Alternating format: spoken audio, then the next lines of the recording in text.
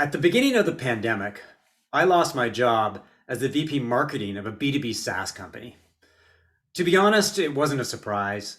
The CEO and I didn't see eye to eye, and I missed the freedom and flexibility of being a marketing consultant. I liked being the boss, setting my own schedule and not having to attend endless meetings to make decisions. But as I re entered the consulting world, the key question was, what kind of a consultant should I be? A brand storyteller, a content marketing strategist, a digital marketing strategist, a strategic positioning consultant? None of them seemed to fit, and none of them seemed to resonate. Business was slow, albeit in the midst of a global pandemic that had seen a lot of marketing disappear. But one day out of the blue, I decided to call myself a fractional chief marketing officer or fractional CMO. It felt like putting on a freshly ironed shirt. It felt good and reflected my strategic and tactical skills and experience. And calling myself a fractional CMO was a game changer.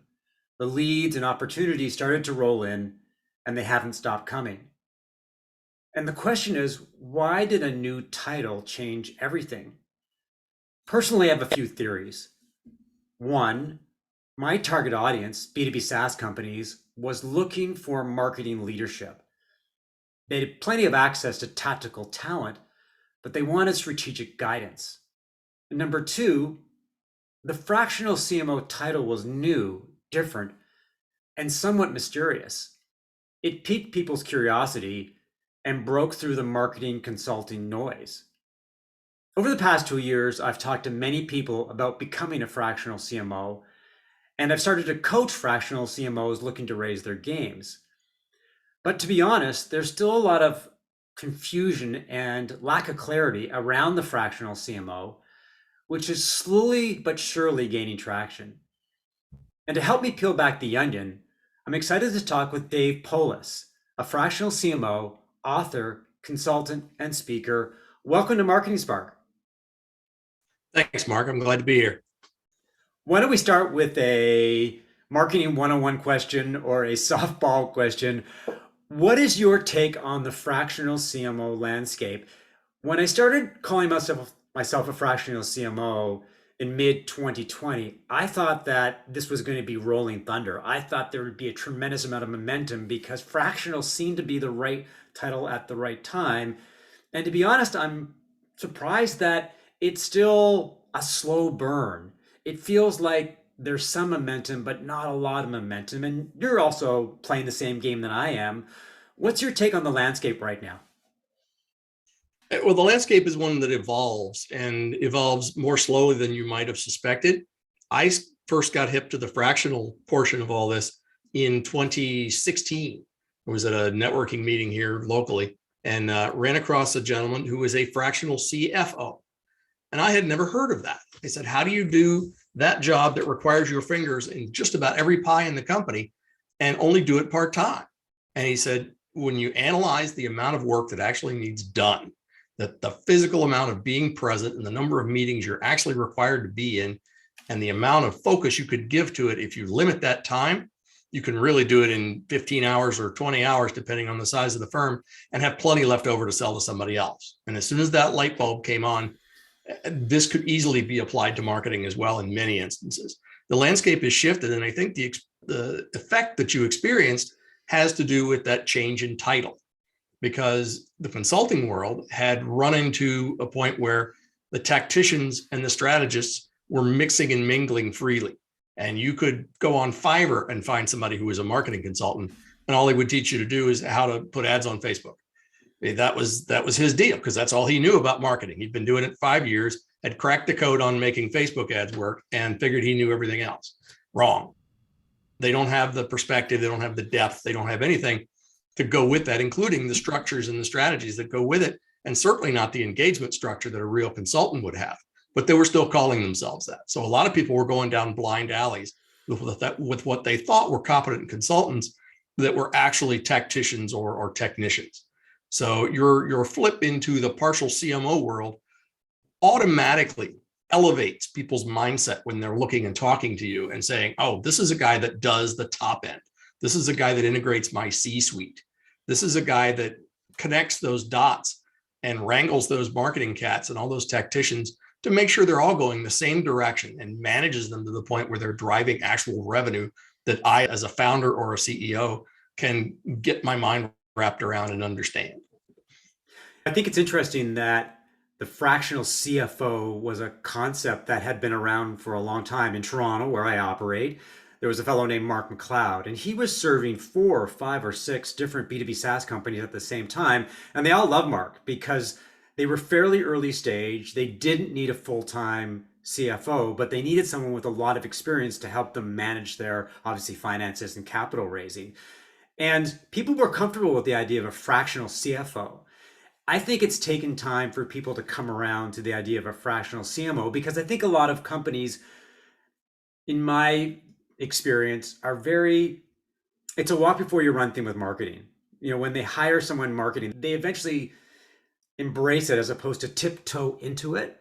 And the question that I had for you is the slow burn that we're seeing when it comes to being a fractional CMO. Is it because companies are not aware that that fractional CMO exists, or do they not see the benefits, or aren't they not willing to embrace it yet? I'm just trying to get your sense on some of the hesitancy or some of the things that are holding back the whole idea of hiring a fractional CMO and feeling good about hiring a fractional CMO. I think a lot of it has to do with the level of commitment that each individual company has towards its marketing and the mindset it has towards its marketing efforts. If it's still seen as an expense line, then you're probably not there. They have to realize that this is an investment and that it's an investment that will pay back multiple layers later and years later, in fact, in some cases, and that you have to make a long-term commitment. If you want to make money fast, brew beer. If you want to make money slow, you become a distiller. You got to wait. You got to be patient, and you got to wait for this stuff to go. So the slow burn effect you're seeing is the fact that the level of commitment amongst a broad swath of companies and sectors is not there for marketing yet. They've often had the bigger companies, the enterprise folks have had CMOs for a long time because they've realized the value. That's what got them there, was realizing the value of marketing and letting it drive the boat, drive the show, and pull in revenue as it is supposed to. The smaller companies, who often the founders are from the sales side or from the marketing side to a certain degree, think they understand it, but they don't have the depth and the breadth, and they're way, way overloaded with other corporate duties to be able to focus on it adequately. But the first thing founders look for in some help is somebody who's not going to threaten their autonomy and their authority. Well, marketers are change agents.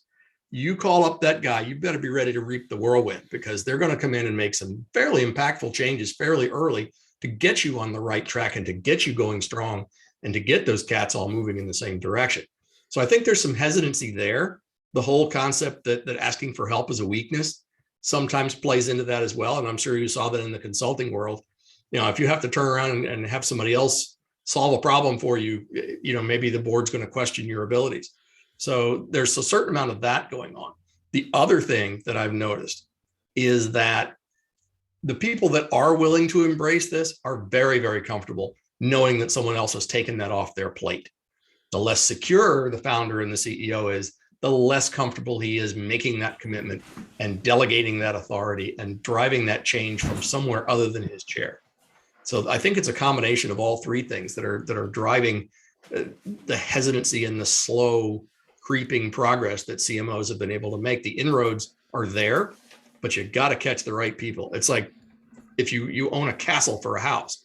Yeah, everybody likes to live in a castle, but there's only 2 or 3 guys that can really afford it and understand how much work that really is. So your buyer pool is very limited for something like that, but it's a tremendous property and you don't understand why their buyers aren't lining up. That's why it takes a very specific buyer to make that work. Yeah, I totally agree with you. I mean, of course, we're selling the same product, so we totally agree on a lot of ways. I think in my view of the world is that a lot of people, they have a hard time understanding what a fractional CMO does. They understand what a director of marketing does or a VP marketing. These are the people that are going to sit in the seat, they're going to drink the Kool-Aid, they're going to be there 24/7, and they're going to handle marketing, they're going to run marketing, and they're going to make marketing an integral part of our business. And I don't know whether people understand exactly the role of a fractional CMO or how much time they're going to invest. And that's one. And the other thing is really getting an understanding of the fact that there's different types of fractional CMOs. We're not all the same creatures. And my take is that there's some maybe as fractional CMOs we have to do more education. We have to walk people through how this engagement works and how the rules of engagement working with us are different than having a full-time CMO. I think I've seen the light bulb come on. If I was able to get somebody into a couple of meetings and really get them engaged with me, and I said, why don't I send over my engagement agreement with some terms on it that I think I'm understanding that you'll be agreeable to, and we'll see what happens from there. And as soon as they open up that engagement, which is really only about 4 pages, and they read the specifics and they see what the limits are and the scope and the deliverables and everything else is all laid out in front of them, the light bulb comes on and they go, oh, this is what we're talking about. Now I'm comfortable with this because now it's concrete. Now it's specific that I can say yes to this, no to this. And, oh, you're going to develop a plan in 20 days, or you're going to put a plan in action in 60 days, and you're going to reap these results in 9 months or whatever. You've got it's like a lease. You have a finite end to it, which makes people very comfortable.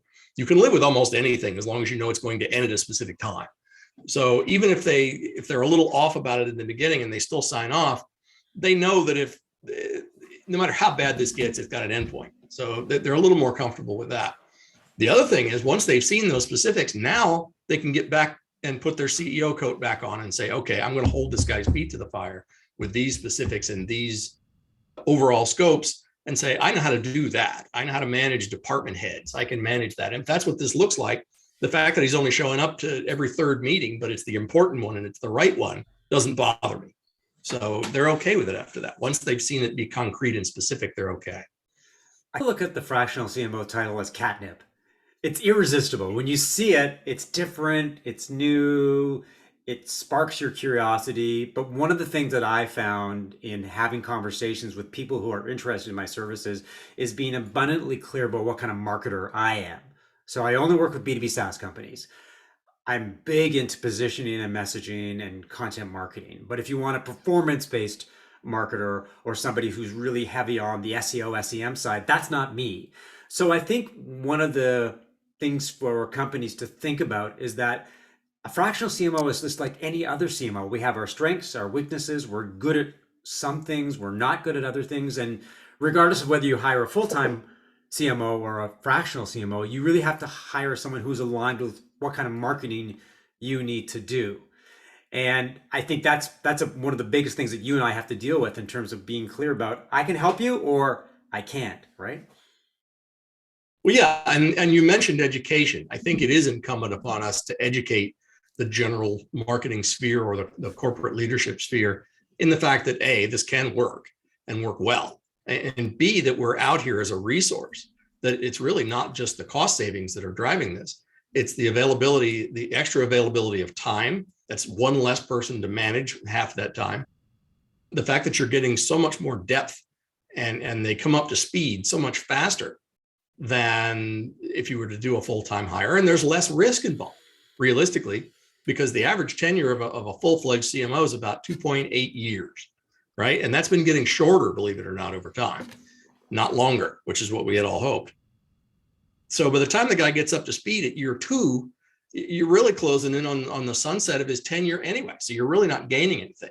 Doing the fractional bit, it gives people that endpoint we talked about and makes them comfortable with the fact that, okay, he's not just going to leave anytime he feels like it or a new challenge comes along. He's already incorporated that new challenge into the schedule, and we've got him for the full year. Let's use him as best we can.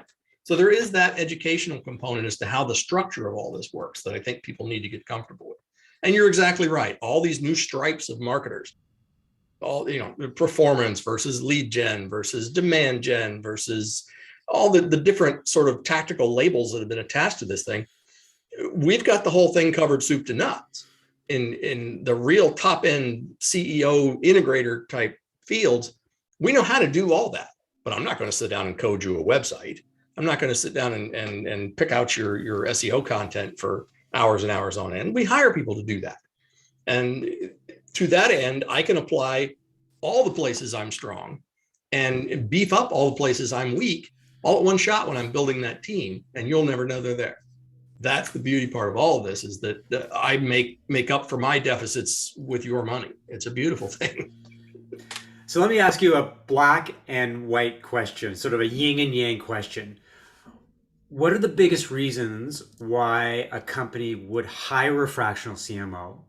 And then on the flip side, why shouldn't a company hire a fractional CMO? What would, if you were talking to a company, they want to hire you, I want you to work for me as a fractional CMO, and you said, nope, I don't think you should do that. So let's talk about why you should hire a fractional CMO and why not. Well, the whys are very easy, and there's a number of them. I'm struggling more with the why nots, because it really is a pretty good idea for most cases. Now, you mentioned that you have companies that you don't fit their keyhole quite as well because of what they need. What I'm finding here is that companies really aren't sure of what they need. And therefore, you have to be sort of the jack of all trades in order to meet whoever comes down the pike.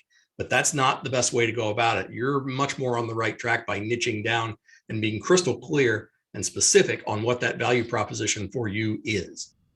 You're going to have much better success that way. And so are the companies we're serving, by the way. That's the same advice I give them. Make sure that value proposition is crystal clear and that you know what it is you need to do. Now, the hiring proposition is exactly the same. The people who need us are anybody who needs depth, experience, breadth, control, and perspective all in one individual, but doesn't necessarily want to pay for it full time. And that runs the gamut. We're almost sector agnostic in that level. But we're not size agnostic, by the way, though. Startups, very small startups, probably can't take advantage of us because there aren't enough tactics, there aren't enough budget, there's not a big enough team. We're not needed at that level just yet. You would be better off hiring us as a strategy consultant and say, okay, set up my plan and then tell me what to do. And I'll come back to you in 3 years when we've built it into something you need to manage and go from there. So very tiny companies probably don't need a CMO, which is why they don't hire them, fractional or otherwise. Very, very large enterprise companies, Google doesn't need a fractional CMO. They're huge. They've got a real guy at the real helm who's got 50 assistants and 35 team members to do all this stuff for him. And he just kind of keeps his hand on the throttle and away they go. Big enterprise companies run that way. The savings is minuscule compared to the amount of extra horsepower you get by having that guy permanently embedded and being in every meeting and walking up and down every hallway and talking to every minion in the place to gather intelligence and information all the time. We can't do that for them, so we're not that helpful. It's the middle ground where we shine. It's the folks that are between, say, 10 and $200 million that really can take advantage not only of the savings, but of the extra depth and breadth and the less management time and the less top end that needs to be done. And their founders are often have a much slimmer C-suite to start with.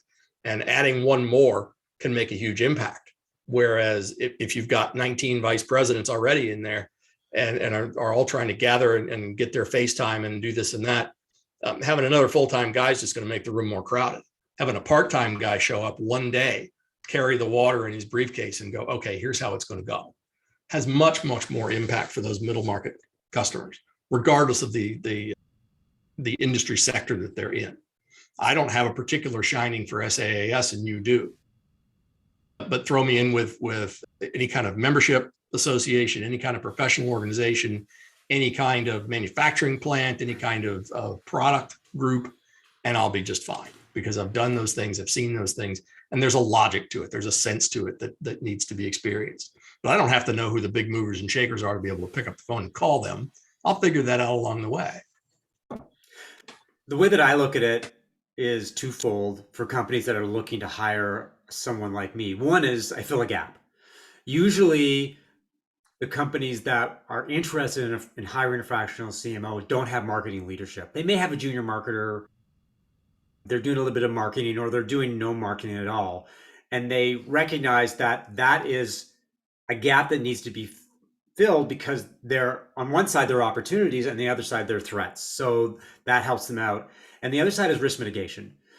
Hiring a full-time CMO costs you $125, $150, $200,000 plus benefits, plus options, plus perks, and it's expensive. And if you hire the wrong full-time CMO, that's a very expensive mistake.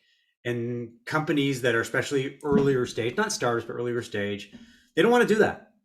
They don't know what kind of marketing they need to do. And so hiring a fractional CMO is a less risky way to go. So if you buy into the idea that, yes, I want to hire a fractional CMO, I see the benefits. I understand that it's fills a gap and there's less risk involved.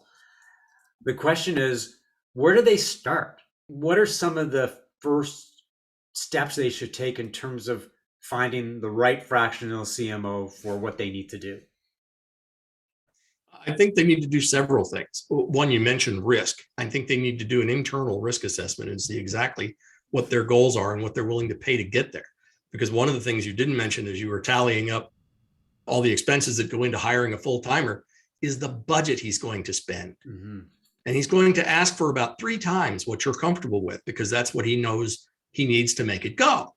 So now you've not only spent the 300 grand on his salary and Benny's and everything else, you've probably spent $2 or $3 million of stuff in that year or so that he's there, or 2 years that he's there, getting the ground under him, and you don't know what he's doing. You don't have a plan in front of him. So that's an even bigger risk for those middle market companies, is dumping that 2 or 3 million into the ad spend and the creative and all the rest of the agency work and all the rest of it that has to go with it. The fractional often brings partially his own team with him. That cuts risk as well. I know I can pick up the phone and hire creatives all day long and know that they're going to perform without even blinking an eye in terms of risk, and know I'm going to get what I want the first time around, cutting my cost down. So I'm going to work on the cheap for you as well as with you, which is a much better thing.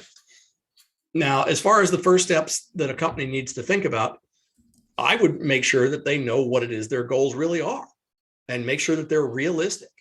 Setting expectation is our number one job. When we go in the door and they say, well, we want to triple sales in 6 months, you need to stone up your face and say, no, we're not going to be able to do that with the resources you've got and the time you've all allocated. And it's not my time, it's everyone's time. Things take a while to evolve. You're not going to, unless the machine is running perfectly and all it's lacking is fuel, which is money, you're not going to be able to triple sales in 6 months. It's just not going to happen unless there's a whole bunch of pent up demand that you're aware of that no one else is, that hasn't. And if they are, they've stolen it from you. So you're not going to get that from just about any company. But if they say, I want to increase by about 40%, I'm going to give it about a year to do that, and here's $3 million to do it, then you know they've kind of embraced the thing and set their mind correctly in what the job really is. Now you have a concrete goal. You have a specific way to do it. You have a specific size and scope and budget. So those things were all decided before you walked in the door. Now you have a set of parameters to sell to that candidate. Now you can go about finding the right candidate that fits the needs you have within those parameters. That to me is the path that most companies need to take. Get your house in order first, then go looking for the carpenter. It's a whole bunch different than saying, well, we need another team member. Okay, who do we need? Let's go find him. You need to be a little more specific than that, because we got our finger in a lot of pies and we're at the top end of the pyramid. We're going to interact with accounting on a very peer-to-peer level. We're going to interact with sales on a very peer-to-peer level. We're going to interact with your accounting department and your compliance department and everything else at a very peer-to-peer level. And we're going to make demands and we're going to push back. So you've got to be prepared for all that stuff. One of the biggest challenges that I run into when I do start working with a company is establishing the rules of engagement and expectations. Now, some of that is around what does success look like? You know, being realistic and setting both sides up for success in terms of saying, yes, we can achieve 40% growth in a year. 300% growth, maybe not so much. That's one. But the second one, and I think this is sometimes more challenging, is how much are you going to get from me in terms of time and commitment? Because I could work for you for 3 hours a week. I could work 8 or 2 or 3 days. And then how do you manage what I call service creep? I want you to do these things, and then I want you to do these things and these things and these things. And then all of a sudden your fractional CMO is really a full-time CMO because you're relying on them that much. So what's your experience in terms of being very clear about how we're going to work together, how much you can expect from me, how much time I'm going to commit to you, and what success looks like. Because you don't tee that up. If you don't get those all established before the engagement starts, then you're going to run into problems. At some point in time, either you or the client is going to be unhappy. And that's just a recipe for disaster. So, what is your approach to setting expectations and the rules of engagement? A, you're absolutely right. B, I take it back to the engagement contract that we set up in the beginning. That at least sets the broad strokes of what the scope of this thing looks like. And you're right, scope creep is an incredible pitfall to fall into, because they do start, once they see some activity and see things changing and see you engaging with other people in the company and making things happen, then the competence kind of sorts to ooze out, and they go, oh, this is a guy I can trust to get stuff done. Why don't we stick this on him? And why don't we have him do this? And why don't we run with this? And that's okay. You can do that, but it's going to take away from this other thing that we've already talked about. My plate is of a limited size because that's what we've agreed on in terms of number of hours. I know my speed and my efficiency levels and my productivity levels. I'm telling you now that you've just taken away about a third of what was on that plate for the new things you just tossed on there. So you have to prioritize which one of those things you want. That's a difficult conversation to have the first time. After that, they get the message really quickly because it works out well. And they understand that, okay, which one would you deprioritize to get this new thing? So part of it is understanding that you do have a mind of your own, and you're not shaking in your boots all the time, worried about one of these erratic CEOs is going to fire you on the spot out of pique. You've got your own standards, and you're going to maintain them and hold them. That's part of setting expectation. The other is understanding that not everything happens at once. Rome wasn't built in a day. I got to plan this first. I got to budget it first. I got to figure out what it is you need that's going to work with what you've given me. If I've only got, 20 yards of concrete, I'm going to have to make a different kind of house than if you've got 50. It's just that simple. You work with what you're given. So I can either turn around and say, no, that's not enough, and ask you more, or I can figure out how to make what you've got work as well as it possibly can. And I generally choose the latter, and then show proof of concept. And then I can go back to the well and say, okay, this is how this worked the last time. If you want to up your game, we can go from 20 hours to 30, and we can triple the output budget. And here's what you're going to get now that you're comfortable with it. My goal is to build a machine that works at any level. And the more you fill it up, the faster and more quickly it scales. My advice to companies hiring a fractional CMO, one of my pieces of advice is that in many respects, you're hiring a change agent, as you said earlier. They may see you Absolutely. as a consultant with a fancy title, and there are often expectations for instant gratification. I hire you, you're going to do something right away. So, one of the things that I highlight when I'm working with a new client is not only how we're going to work together and ultimately what success looks like for you, but I also try to help you identify what are your biggest pains right now. Where's the house on fire, and how can I help solve that or figure out that problem? So I look for quick wins. So in my case, what I'll say to a company is, tell me your biggest problems, the things that you would like me to solve right now. And it could be, I need an updated sales deck, or I need a one pager. And what I find is that it does a couple of things. One is it helps a fractional CMO prove their worth and demonstrate you made the right decision by hiring someone who can get stuff done. And two, it helps to make the client more confident. They're seeing marketing actually start to happen. And I think that's an important role or important element in terms of a successful long-term engagement, is that you actually start things off on the right foot. And I always look for ways that I can prove value right away. Oh, absolutely. In a full-time role or in a fractional role, early wins are key.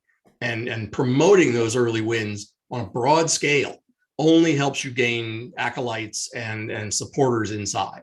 Because once everybody wants to be on the train that's got the winner on it. So if you can show a couple of key early things that take away those pain points early on. I just started an engagement with a small company that's growing, that all the founder already inherently knew this. And I said, I'm going to help you realign your brand. I'm going to help you do this or that. Was multiple entities. They all had to play in the same sandbox, different value props for each. You wanted them to hang together as a unit. It was a bunch of functional and visual problems that needed to be solved. But she said, that's fine. We're going to do that right away. But Here's 5 things you can work on in the meantime while you're getting all that lined up. I need this, I need this, I need this. Start working on these things. And oh, by the way, sign us up for this conference, this trade show, and this. And I said, okay. And we took care of those early pain points very quickly because they were very specific. It was pick up the phone, find a creative, find a distributor, find a producer, get the thing done. And in those instances, you can find an early win. And when you show them the proof in the pudding, look, it's done, here, finished. They really do start to gain a lot of confidence in the fact that the things you tell them are true, they are doable, they're real, and they help. One of the tricky questions when it comes to using a fractional CMO is how long the engagement lasts. Ideally, a fractional CMO, in my view, needs at least three months at least, but ideally at least 6 months to really start to build the engine, establish priorities, start to get stuff done. And in my experience, I've been with a couple of companies for a year. And at that point in time, the relationship starts to sort of what I call engagement fatigue, is that you're essentially their full-time resource. And I often feel in those cases, they really need a full-time resource. So what's your take on, is there an ideal period of time in which the fractional CMO delivers magic and then it starts to fade, or can it be something that continues for as long as they want to start working, they want to keep working together? I think there's a couple of things. One, it's determined largely by the level and depth of the problem you're trying to solve. If you've got a big company that needs rebranded and remaneuvered and goes after a slightly different market share and it may be running away from a PR problem and has 4 or 5 other things that need done, I think a year minimum is pretty much where I start, because it just takes time. You're busy as a one-armed paper hanger, and you're also limited by the number of hours you're really committed to. So there's a constant squeeze on your time. You're trying to be as effective and efficient with it as you can, but things just take time sometimes, and they take time to develop. They take time to spread internally so that you have support to do things quickly. When the accounting department takes 4 days to get back to your email, you haven't quite spread the seed as far as you need to, because that check needed to be there. So what you end up with is there needs to be a time scale that's set up and built to accomplish the bulk of the work that needs done in an effective amount of time.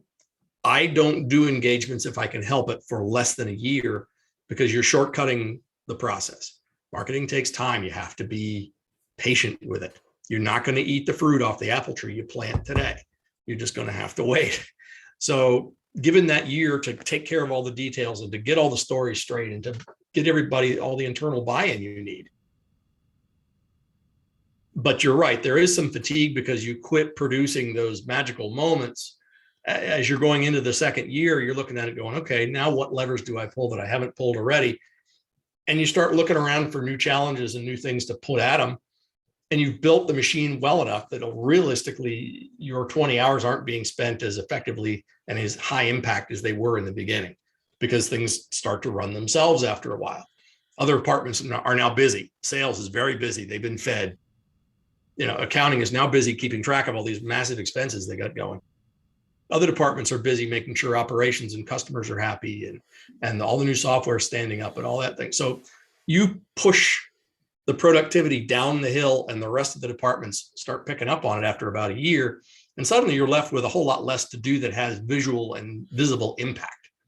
You're still running the show, and the show has many, many, many points and many, many levers, but you got them all pretty much dialed in where you want them, occasional adjustments here and there. So it doesn't look as busy. It doesn't feel as busy. And yes, they're starting to get a little fatigued with it. 18 months is a good time frame. It depends on the industry in some cases, though. I worked for a financial advisory firm, good sized one. And they started to get antsy with their results at roughly the 9 to 12 month mark. But we also worked with a much, much larger firm who had made the marketing commitment a whole lot earlier in their tenure and were run by a CEO who came from another industry. So he understood marketing very well. He was a consumer industry. And when they went on a buying spree and bought a bunch of other companies and expanded, he gave each of those new companies that they'd purchased 28 months to get their marketing house in order, because he knew it took time to put all the flooring underneath all that stuff and to get them aligned properly. He had the patience to really make it work. Now, had I had an engagement as a fractional CMO for him for 28 months, they should have just hired me, because ultimately it comes out cheaper that way. But there's a tipping point for everyone. It just depends on the depth of the problem as much as anything else. As consultants, we want to stick around as long as possible. I mean, long-term customers. Sure, it's all about the follow. Yeah, it's all about making sure that we've got the check comes in every month and it sort of gives us economic stability. But at some point in time, every client, well, I would say nearly every client needs to hire VP marketing if you've got the marketing machine established, if it's rolling. You need somebody in the seat. At least my view is 24/7.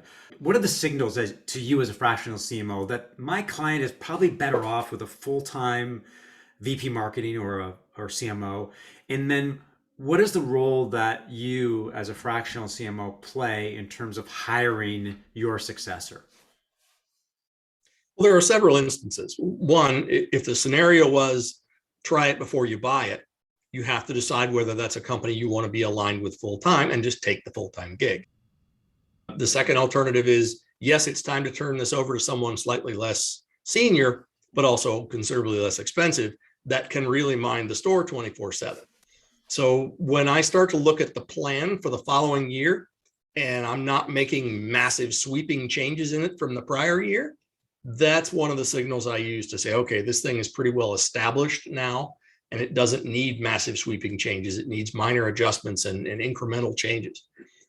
Anyone coming in cold to that situation with that good a roadmap can make those incremental changes and those small adjustments and do well enough internally because their fingers on the pulse all the time. What they lack in depth, they'll make up for in attention at that point. So that's kind of one of the triggers I look at, is when that plan flips over and instead of being a crash and burn, it's more of a seek and destroy. Then I can kind of walk away and say, okay, now if you want to keep me around as an advisor on a pay-as-you-go basis, I'm very comfortable with that. And that's how you do the extension at the end, or at least how I do. Right. Because then they can call you up out of the blue and go, look, you set us up with all this stuff and this guy's good at about 3/4 of it. We need the other quarter covered somehow. What do you recommend? And I can look at the situation and not come in with a pair of literally recently revealed eyes and look at it. I know the background. I can see where it went off. I can see where it's been missed, and I can make very strong and very specific recommendations to right the train again and get it going at a very minimal cost, because I've done all the learning already. So for them, it's really a matter of, okay, write the guy a $10,000 check, have him come in and fix the other little pieces, and we're good. Most companies are very amenable to doing that. It's like hiring the sniper rather than a whole battalion. You just come in and fix the one problem. We have covered a lot of ground in the last 30, 35 minutes. I hope that we've provided companies with insight and, advice on how to hire the right fractional CMO, why to hire a fractional CMO. Final question to you is, where can people learn more about you and what you do? Certainly LinkedIn is a great spot to do that. I'm posting on a daily basis with all sorts of learning and content that's valuable for companies in that middle market sector. You can certainly go on Amazon and purchase my book, The Marketing Doctor's Survival Notes, available on Amazon. If you do an author search, you'll probably have a better luck. You can certainly go to my website, themarketingdoc.com. That's awesome. Dave, thanks for the amazing advice, and thanks for everyone for listening to another episode of Marketing Spark. If you enjoyed the conversation, leave a review, subscribe via Apple Podcasts or your favorite podcast app, and share via social media. To learn more about how I help B2B SaaS companies as a fractional CMO, strategic advisor, and coach, send an email to mark@markevans.ca or connect with me on LinkedIn. I'll talk to you soon.